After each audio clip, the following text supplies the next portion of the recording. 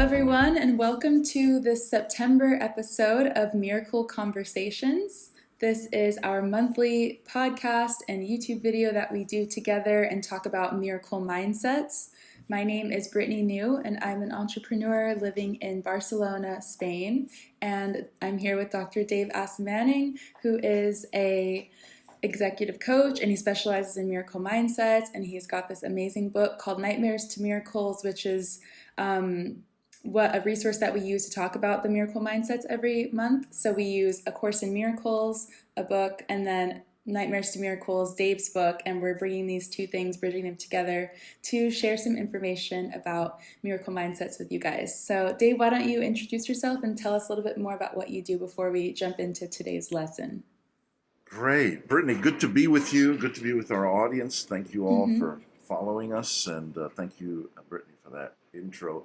Yeah, so as you mentioned, I'm an executive coach, which basically means that I work with CEOs, executives, entrepreneurs, and other leaders. And then my focus, my area of specialization that I absolutely love is working on miracle mindsets, also, as you mentioned, Brittany. So miracle mindsets, I think, just help us to get things done in an easier way. So one of my mantras is do less, accomplish more, right? It's really harnessing the power of the divine to, like an actual GPS, to make short work of trying to get somewhere.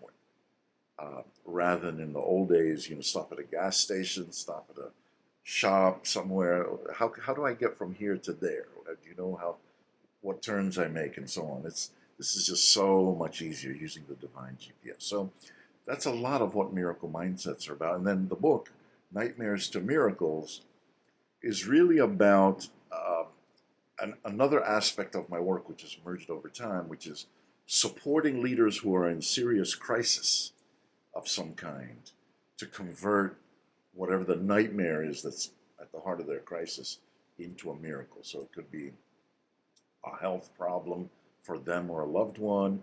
It could be a financial crisis. It could be a relationship crisis, or it could be an existential crisis. My life doesn't mean anything. I'm lost. I don't know what I'm doing. I want to end it all. I love all my clients, and I don't speak carelessly about what they entrust me with. But very, very, very successful people, very wealthy people. But everybody goes through stuff. So the Nightmares to Miracles part is how we use miracle mindsets to get out of the nightmare as quickly as possible. So let's see. We have had, thanks to you, Brittany, we've had this theme, miracles, the word miracles, for the whole of 2023. And you proposed that as something that stood out to you. Well, why don't we look at that? And perfect theme for this year. It's been very fruitful. In the past, we've done additional themes like forgiveness and atonement, meditation, light, and peace. We don't have recordings of the teachings on all of these because you and I are in I always forget, this is the end of our third year, right? Brittany, I think. So, yeah. So I've been doing this process since 2010. So that's 13 years of doing the process. Wow. And we have recordings for 3 out of the 10. So, not being lazy or anything, one of the thoughts I've had is that we might go back and do some of the other topics. Just go over them. Okay. And so that we can have this documented, all of this stuff Yeah. documented. And it could be a good review too. So we'll see if that makes sense when we get to it. But as you and I were discussing in our prep for today's show, there's a topic that's beginning to emerge into my sort of awareness as the possible topic for 2024. Next month, October, is our last month of the way we count the year for dealing with miracles, that topic, and then we'll be on to the new topic. And so I think I can put it out there, tentatively for now, with the understanding that it probably won't deviate from this, but it's the word vision. Just the vision, like the way we see, but of course makes a distinction between lack of vision, which is the way the body sees. Everything that the body sees is actually not vision. And everything that's seen in the spiritual realm is true vision. So it's a bit of a, initially, it's a bit of a head scratcher, but I think it'll be fun to work on this with you and our audience for the next year. So let's see, just a few more things to highlight uh, before we get into the actual theme lesson for today. So I have been carrying, on a personal note, the uh, lesson 47, God is the strength in which I trust. That lesson brings me a lot of comfort. And so I'm putting that out there each time we meet, just to emphasize that there's a lot more that for us as students of miracle mindset that go into it. Uh, the calls that we do and on the show are intended to provide some uh, additional nourishment around miracle mindset, but there's just so many things that each of us can be doing on our own to keep going deeper in. All the different favorite lessons I have, and then especially paying attention to lesson 47 and using that to meditate a lot, uh, as I mentioned before, brings me a lot of comfort. And then the last thing I wanted to highlight here is our collaboration, Brittany, yours and mine. I do this each show because it's a shout out to you, but it's also a shout out. Excuse me. It's a shout out to the miracle process, and it never gets old. It never gets tired to celebrate the miracle of our journey together and how we've worked together. So I always say that we've actually never met in person, although there's no reason that we couldn't have. I mean, we talked about some collaborations, about upgrading my course and things like that, and we might still get to that at some point. But it's just amazing that we have had such a strong and effective collaborative working relationship across the oceans. Um, and so I like to highlight that we started in a very for me very amazing but low key way. You were helping me to upgrade some worksheets I had. And when I look back at those worksheets and I was sending them to clients, I'm like, oh my God, those things look so naked and ugly ducklingish, And then you took the ugly duckling and made it into something really attractive, and I was like, wow, okay, that's impressive. Oh. And then I went the next step. I was like, okay, I need Brittany for some more work, like video modules. Can you help me with those? I mean, I've recorded some audio, but can you do your magic and turn it sort of into the modules of my online course, which you did amazingly. And then all of that was repurposed over a period of time into the chapters of the book. And then now we're doing the monthly show, and the miracle just gets even more profound, right? Because you interview me, you're sort of like a very powerful sidekick to the process. So, I mean, it just would have been 100 times harder if I was just talking into space, I think, on my own. And so it's nice that we have this element of companionship and dialogue and discussion together. And in many ways, you represent people in our, the ideal or optimal avatar of somebody who would be listening to this. In that, um, the Course in Miracles isn't necessarily your primary spiritual tradition or path, but you are engaging in it with me as very well as we talk, and you ask all these questions that I think somebody for whom it wasn't the main path but had curiosity about it could come to the show with.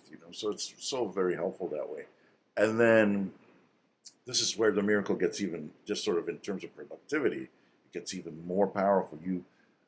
Or additionally powerful, I shouldn't say more, but in addition, there's this additional power. You then create the video podcast, audio podcast, and a written blog from the show, and then you post everything for me, which I wouldn't know what to do with. I mean, I'd be like, kicking and screaming and just at a loss as to what to do. And then I have someone else who takes all of that and puts it out through social media, right? So I'm just loving this. It's all miraculous. The whole thing is miraculous. So thank you. Kudos to you. Anything you want to say so that people can find you and about your work and just whatever you'd like to share with us. Thank you, Dave, for that amazing shout out. As I say every month, I really appreciate it. I really enjoy working with you and doing this show with you. It's just such a positive moment throughout my typical work month. And as a digital entrepreneur, I don't often get to spend time with clients face to face, but this is one of the rare situations. Obviously, it's not really face to face, but this is actually probably the closest I get to face with clients. So it's such an enjoyable experience. And if you want, watching wants to find out more about what I do, I've got a website, brittanynew.com, and I've also got a YouTube channel. You can just search my name, Brittany New, and I link to the website in the show notes, so you can find me there. But thanks again, Dave, for that shout out, and I really appreciate the opportunity to also collaborate. It's great. Excellent. Yeah, it's just, I mean, I love talking about this part of it because it reassures me that I'm not lying. I'm not making it up. I'm really not fabricating this or exaggerating. These are the steps, as I recall. And if I was telling lies, you'd be like, "Hell, Dave, that's not true." And so it adds a little bit more veracity or truthfulness to the other things I say. So there's like, oh, that guy, he's not just telling tales. He loves him some miracles, and when he's talking about them, we have to keep an eye on him as to whether he's telling the truth or not. But anyway, so I'm just kidding a little bit, but it's, yeah, a lot of fun, very productive. Oh my goodness, do less, accomplish more. I mean, you're in your skill set doing what you love to do and do well, uh, and as a digital expert, editor, video, all the stuff. I mean, it's like, wow. And I just sit back and watch the magic unfold. So, well, good. All right. So we're going to pivot now to um, the lesson for today, lesson 41. Is there anything you wanted to say about this before we jump in with my sort of thoughts about it?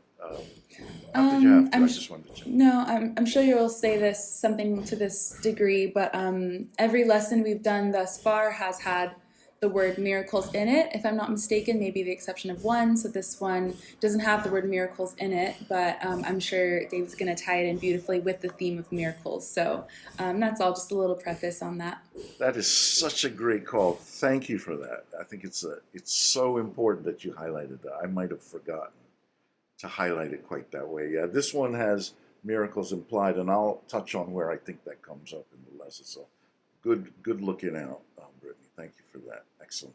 So yeah, so lesson 41. We've actually done this lesson before, maybe not on one of our calls, but excuse me, when we did meditation. I forget when that was again, but when we did the theme of meditation, this was one of the lessons that really gets into why meditation is so important. So just jumping right into the lesson, the lesson makes the point, as does the course in some other places, that we have one main problem in our existence. And that main problem is that we're separated from the divine, and that we have chosen to separate from the divine. And then that's led us to be out of touch with the source of the solutions that can help us in our lives. And that we then fabricate lots of complexity around the solutions we think are needed, almost none of which work to fundamentally solve our problems. If you think of any of the big global problems we've touched on before on calls, environmental issues, gun violence, terrorism, bioterrorism, nuclear proliferation, I mean, on and on. You think of all these different things. Our separation from God created these problems, and then our solutions are not effective with regard to really solving the problems. And the main solution is to reconnect with God, right? So just read a little bit of how it gets at this. So it says, today's idea will eventually, this is paragraph 1 of lesson 41, by the way. So today's idea will eventually overcome completely the sense of loneliness and abandonment all the separated ones experience.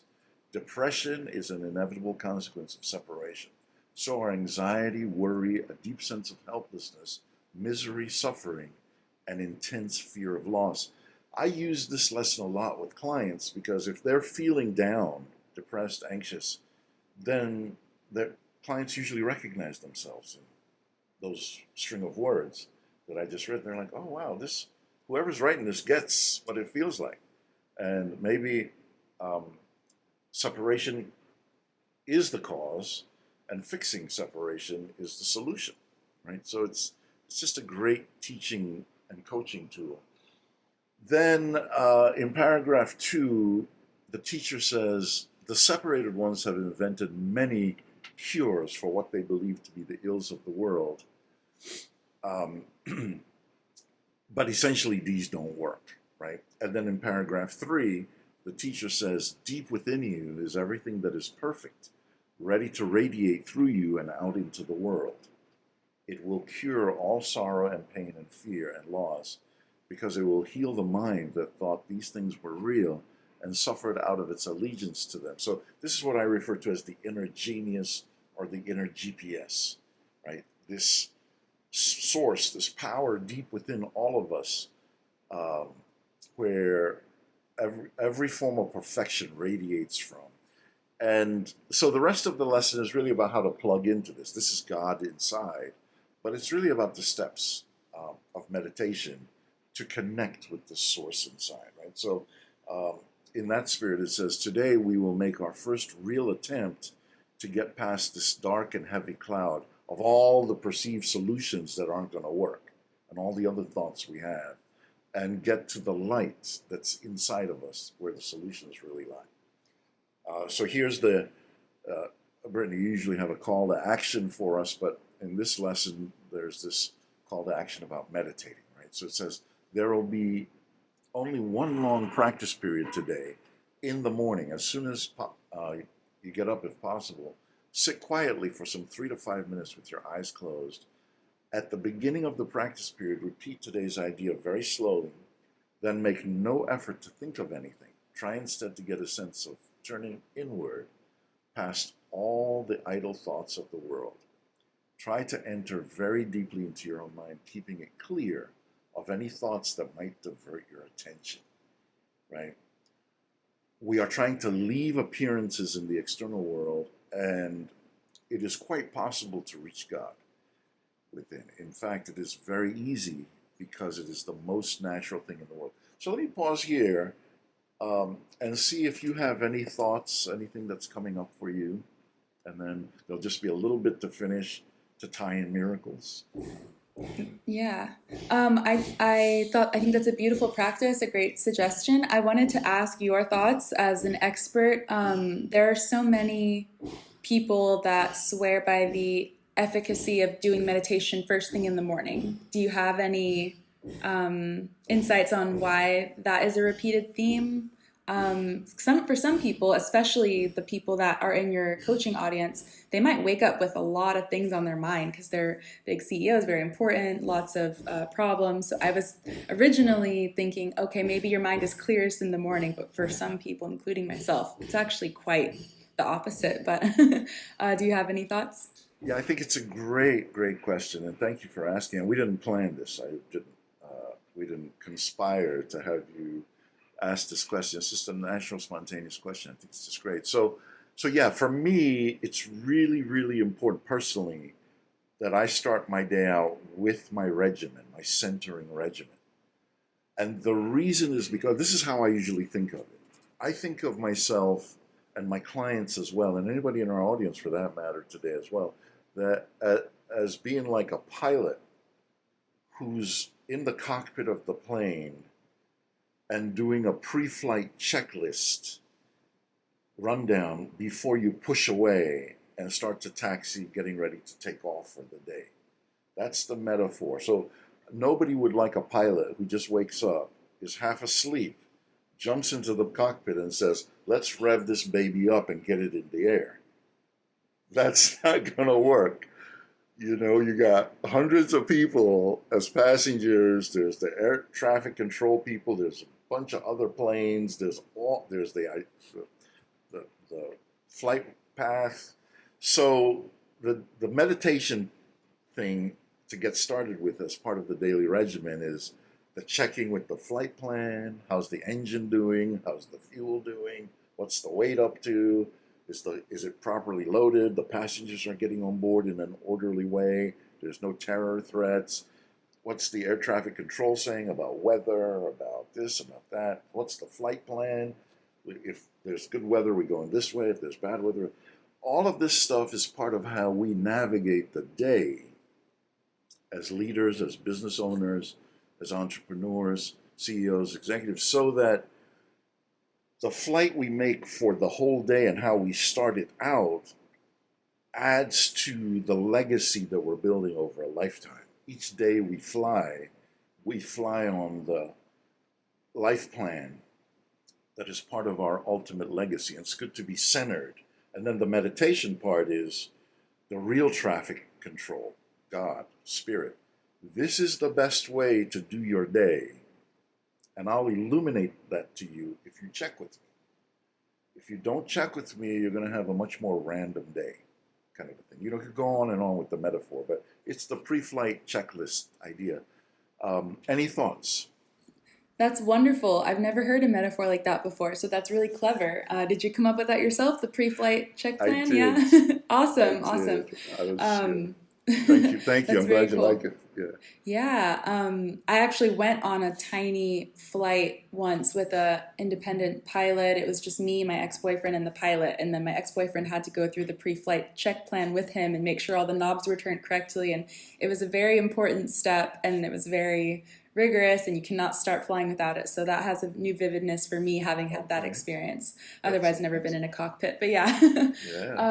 So yeah, that's great. And then that's also quite practical compared to some of the other theories I've heard, which is that your subconscious is more active in the morning or something like that, or before bed as well, just before sleeping. So really just centering yourself at the beginning of the day, practical, like you can't really argue with that. So yeah, I think that's good. Mm-hmm. Yeah, I do actually buy into the idea, maybe not the same as what you were saying that other people say, but this idea that if I sow a seed in my mind, especially directed to my subconscious before I go to sleep, then my mind will be working on it through the whole time I sleep, the 6 or the 7 hours. Yeah, okay, great.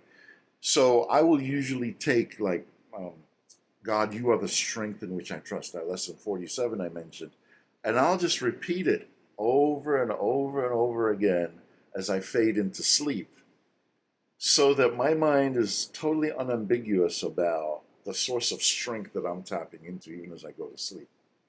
Then when I wake up, I'm doing the meditations. It could be the same, piggybacking on the same thing. God is the strength in which I trust, or God goes with me everywhere I go, today's lesson, or tons of other lessons.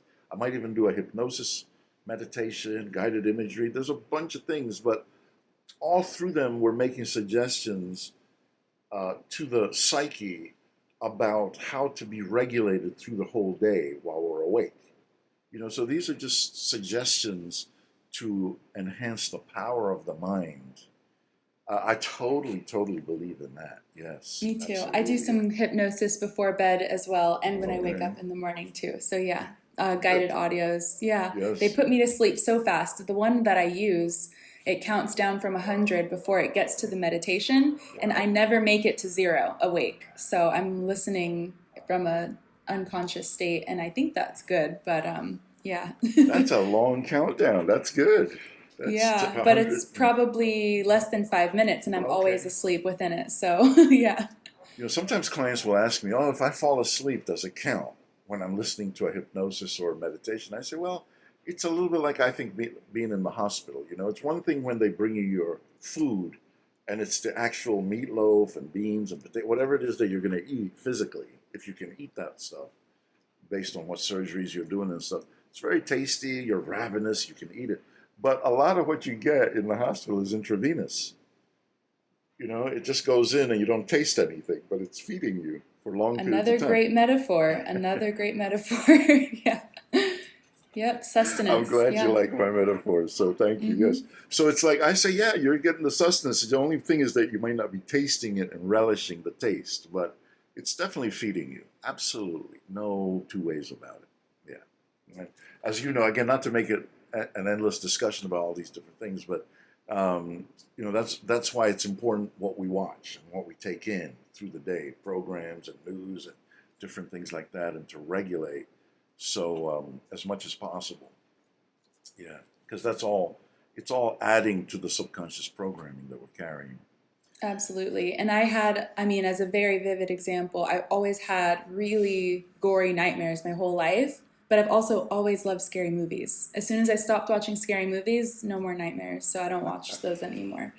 That's Nightmares so didn't bother me so much. I'd wake up knowing it was just a dream, but right. it's not a pleasant dream, you know? Yeah, well, this is so amazing because, again, fascinating topic. I love what you just said. I don't judge other people's watching preferences. I don't like horror movies for this reason, right? Because I feel like, oh my God, it's like I just if I happen to be alone in the house, I feel like something's breathing down my neck, and I don't like that feeling like of what's creeping around, because of the movies that I watched, and so I've stopped a long time ago. Now, occasionally I'll accidentally watch something, or somebody will recommend something and say, "Oh, you should really watch this," and I'll watch it. I'll say, "Oh, it's not my cup of tea. I can't really watch it." And then I'll do a lot of ho'oponopono. I'll just do the cleaning to kind of get it out of my system a little bit more. If it's yeah. But I do watch. I mean, I like revenge movies. This is I like I like revenge movies where the bad people get their butts totally kicked in record time. Like, for instance, Denzel Washington Taken. in Taken, Mm-hmm, all of mm-hmm, those, Equalizer, mm-hmm, one mm-hmm. and two and three now, Jack Reacher one and two. I mean, I Mm-hmm. like these things because you don't mess with these people. They're like, look, it's not a good idea for you, six of you, to try and gang up on me. And they're like, come on, you must be crazy. So I gave you a fair warning. I told you, and then Mm-hmm. 2 seconds later, they're all laid out flat. It's like it's so miraculous in its own way. But Mm-hmm. anyway, so okay, so thank you for all that very interesting input. We're having some fun here. So just to finish up on this lesson, uh, it says here. This is where we get into the implications of miracles. It says in paragraph 8, sentence 5. Um, this exercise of meditating to deliberately attempt to reach God inside with your mind, this exercise can bring very startling results, even the first time it is attempted. That's the code for miracles right there. It can bring very startling results, right? So it's going to bring you results, and you're going to be amazed at the results. Startling. Even the first time it is attempted. And sooner or later, it is always successful. We will go into more detail about this kind of practice as we go along, but it will never fail completely, and instant success is possible, right? So I use this again in the coaching and teaching process to help clients who are looking for quick results in the immediate crisis that they're in. They're like, this is going to be ruined if I don't get $1 million in, or $10 million in, or $50,000 in, or whatever it is, or man, going to court, this is going to happen, that's going to happen. How can I just get some quick reassurance that this nightmare is going to be neutralized in some way? And I said, well, let's do this lesson, because it says there that you can get instant results, instant miracles, and sooner or later you'll get a good result, you'll get success. But I like to give that hope, that something can happen immediately. And then the final part of this lesson that I wanted to highlight, which I really like a lot, it says here, concentrate on the holiness, which means power to do things, to get things done, to get out of the nightmare. Concentrate on the holiness that um, all these words imply about you, on the unfailing companionship that is yours, on the complete protection that surrounds you. This is the part I love here. You can indeed afford to laugh at fear thoughts, remembering that God goes with you wherever you go. In other words, once you get unseparated, then scary things that seem to be developing in your life, in health, wealth, love, or enlightenment, you can laugh at them. You can be like, whatever. I'm protected. I'm safe. normally these things would have terrified me, but I don't really pay them no never mind. It's like whatever. And I just love that we're being encouraged to laugh at fear thoughts as we get unseparated. All right. So any thoughts, and then we'll go to the book. Nope, I think that's beautiful. That totally aligns with some Bible verses that I remember. There's one that says, "She's clothed with strength and dignity and laughs at the future to come," or something like that. Okay, nice So one. yeah, so yeah, I love it. It's great laughing at the fear thoughts. Yeah, and it's again, that's one of the services that comedians do for us in the world, right? If it's a certain type of comedy, really genuinely hilarious stuff that people talk about that isn't at the expense of somebody else bashing somebody or making fun of somebody, you just laugh and laugh, and it's just the craziest thing. It's such a tonic to the soul, that we have enough extra bandwidth in life that for a moment we can drop the anxiety and just laugh at stuff and be silly. It's great. So super. Thank you for the biblical reference. Excellent, excellent, excellent. Yeah.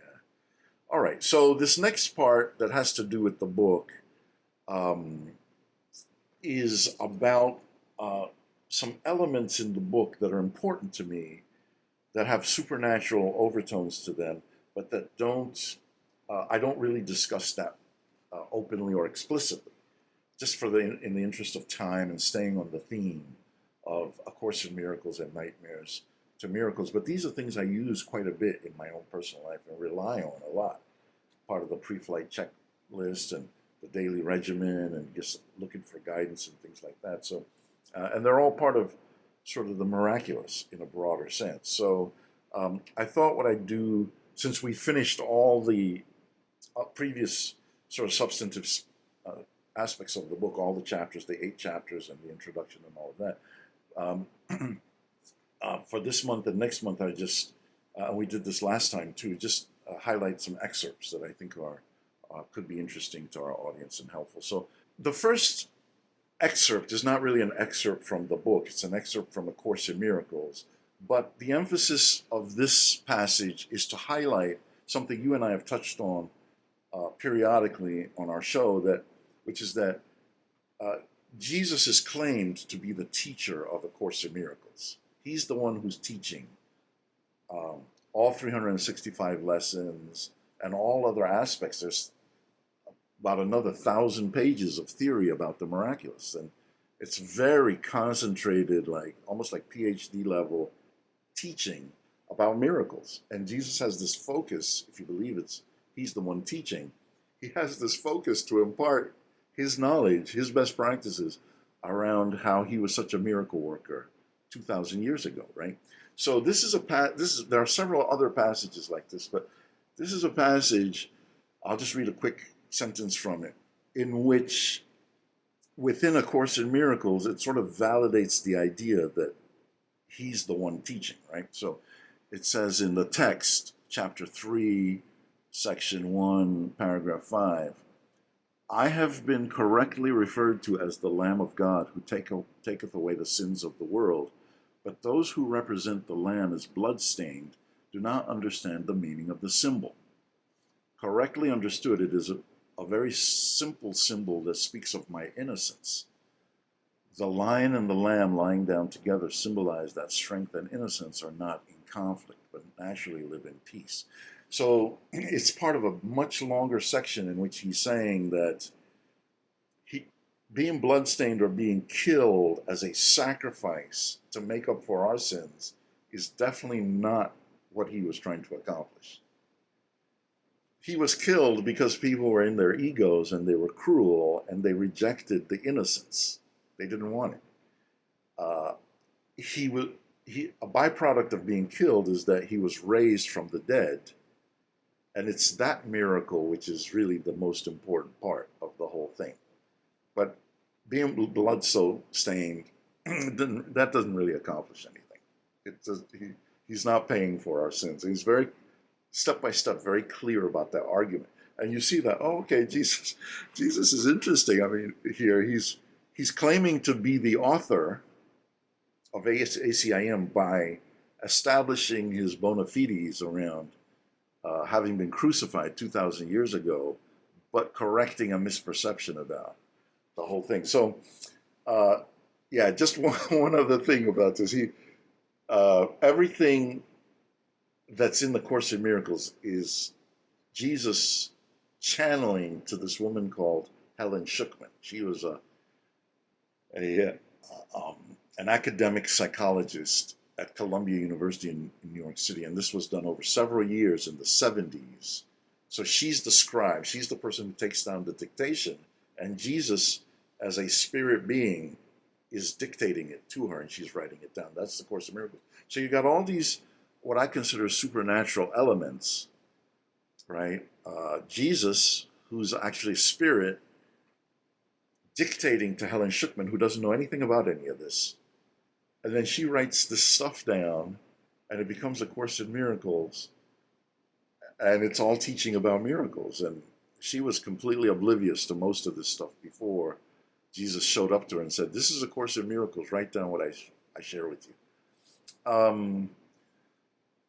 Now, just for balance, there are people who think that the entity that showed up to Helen Schucman that dictated this is actually a demon, right? That it's a demonic force that is just lying to people, and that this whole thing is a bunch of lies, right? So I just want to put that out there, that this is something that if you're an ongoing student of this stuff, you'll encounter. And then what we always say, those of us who study it, are like, well, what demon wants to tell you that you should really love God and connect with God more? That doesn't make any sense.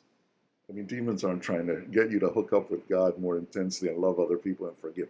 Any thoughts on this? Yeah, that totally makes sense. I think that there's been many, many examples of proponents of love and light, and just because it's not, the Jesus from the Bible doesn't mean it's by definition demonic. So I think a lot of hyper-religious people can fall into that way of thinking. Mm-hmm. Yeah, and thank you for that. Yeah, and I mean, I did a Ph.D. on this topic, right? Religion, miracles in religion, or specifically in Christianity, and then synchronicity and psychoanalysis through Freud and Jung. And I mean, I spent 10 years being prepared and trained on how to do, proper academic work on this topic. And I came up with a 300-page dissertation on the topic, certified because I got the PhD. Okay, I'm proud of what I did. What I did doesn't come close to what Jesus is teaching and all the different things I studied on the topic. And I'm proud of what I did. I definitely am proud of it. But this, what's in A Course in Miracles, is easily billions of times better and more sophisticated than anything I did or anybody else I studied on the topic. So, it's interesting. Sometimes people will troll me. People will troll me. I've mentioned this before. People will troll me and say, "Oh, you're just a dummy, and you don't know anything, and you haven't studied anything, and you're ignorant." I'm like, okay, I'm not even gonna touch that one at all.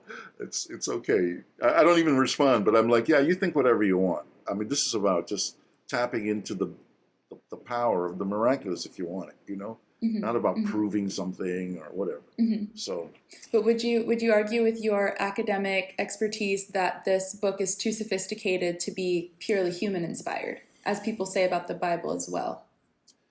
That's the feeling I get. Yeah, that's totally the feeling I get when you take all 365 lessons and how coherent they are with the message from beginning to end. And then you take the additional 1,000 pages of theory that talks over and over again about the psychology and the spirituality of miracles and God's nature and the nature of evil and how you get miracles, and it's all done through a woman who doesn't know anything about this topic, and she's the person who wrote it. I'm like, yeah, okay, it's so amazingly supernatural, a gift on so many levels that, okay, I mean, if you want to look a gift horse in the mouth, fine. If you want to say it's demons, fine.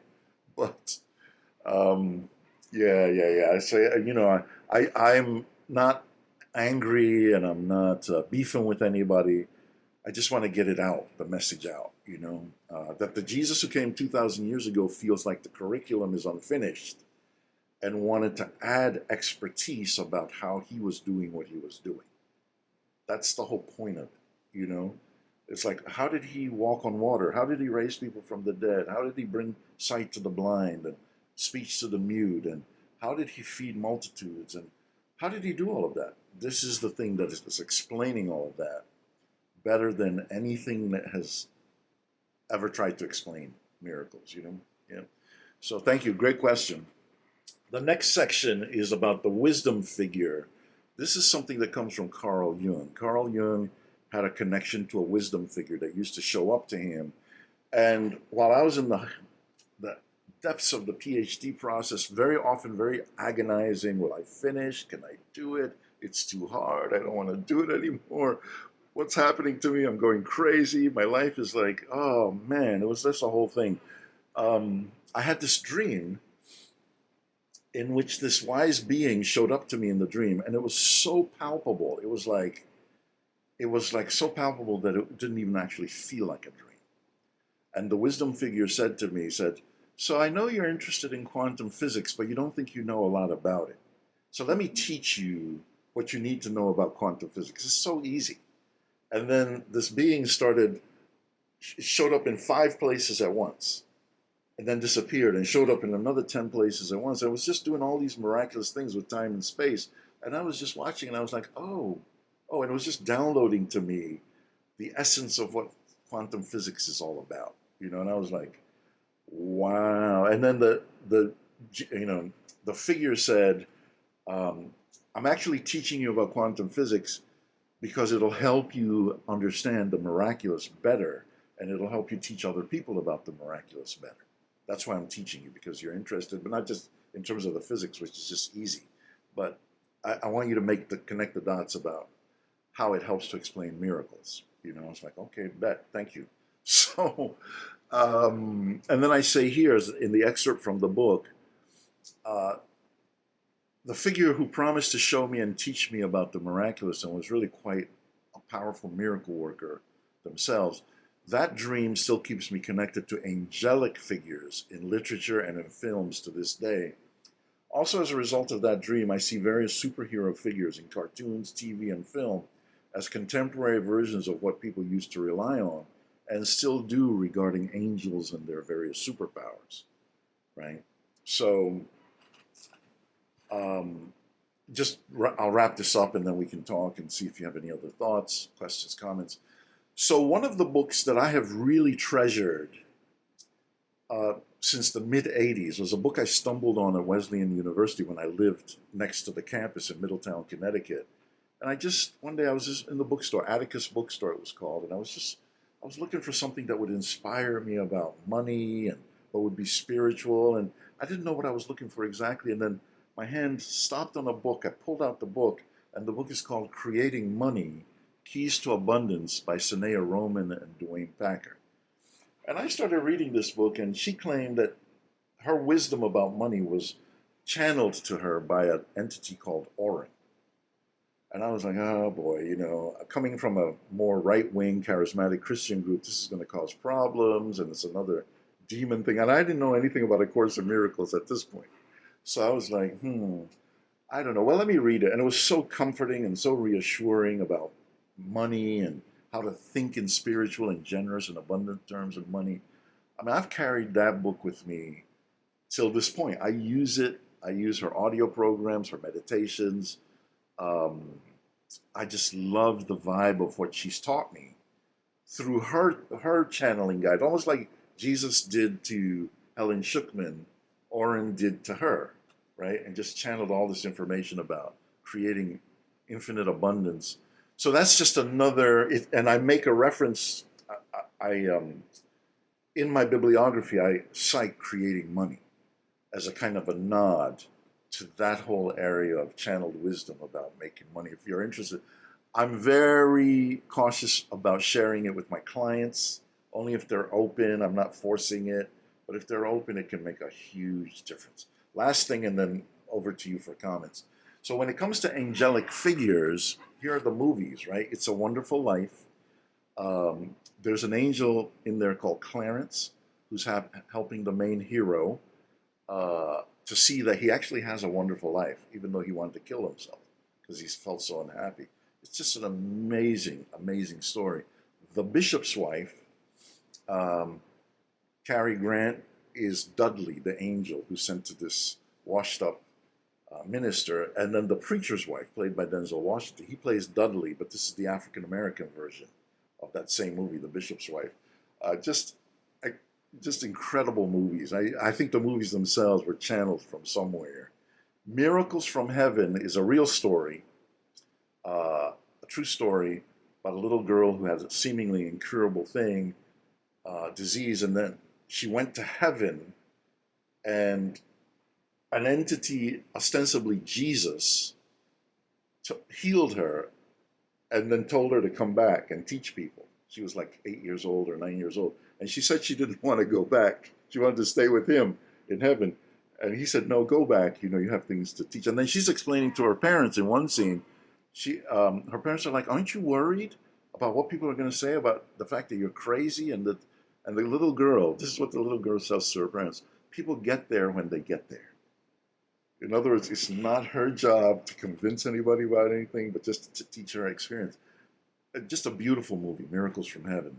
TV shows, Highway to Heaven. Michael Landon was in this series as an angel helping human beings, and then Touched by an Angel, a more recent version. Just endless inspiration about these beings who show up from another dimension and just fix whatever it is that needs to be fixed if we'll listen and pay heed. All right, so over to you, and any sort of additional thoughts as we come around to the end of our show today. Yeah, the Miracles from Heaven movie sounds really interesting, being a true story. And it's hard not to bring up, like, I've been watching all of these YouTube videos of people that have near-death experiences. I don't know if you've come across these before, but they are incredible, so vivid, undeniable, and it really confirms everything we talk about here on this show. It confirms things like, you know, you don't have to be saved to get into heaven. That wasn't what the Bible was trying to say. Everyone's going to go back to where they came from. We all come from the same place. And they have different backgrounds, religious, non-religious, and what they have in common, though, it's so transparent. Like, they all were told they have to go back to Earth to do something. Some of them know explicitly what that is, and some of them don't. But they're always told that. They're always told they have amazing things to do. They have amazing futures, and a lot of them, up to that point, had lived very dismal lives. Some of them were suicide attempts. Some of them were just careless activities that led them to nearly dying, or thrill seekers that didn't value their lives as much, incidents like that. And just the love. And what I wanted to bring up earlier, but I didn't, was many people report that God has a sense of humor, that the God is, he appreciates humor, and it's very obvious when you encounter that being. And no one ever says that they see what the God looks like, but that there is a Jesus figure or various human-like figures that they encounter while being there. So if you ever want to go down a YouTube rabbit hole, any of you, there's so many from various channels. There's also a Netflix series I think I've mentioned before in this conversation called Surviving Death. And the first episode is about near-death experiences. The other ones are not.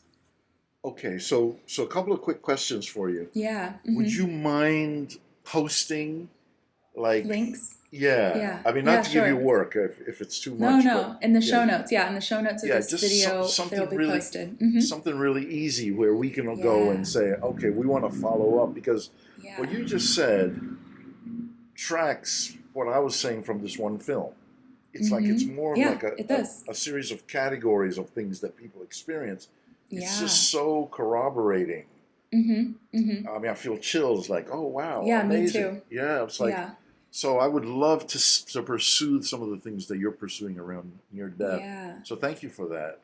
In the Netflix series, what's unique is they have multiple witnesses from the different experiences that corroborate it as well. Like doctors saying, like, there's no way she should have been conscious during her surgery. Like, she was having her brain opened up, and then she could see the doctors operating on her and confirm that with details, names of doctors, things that were said.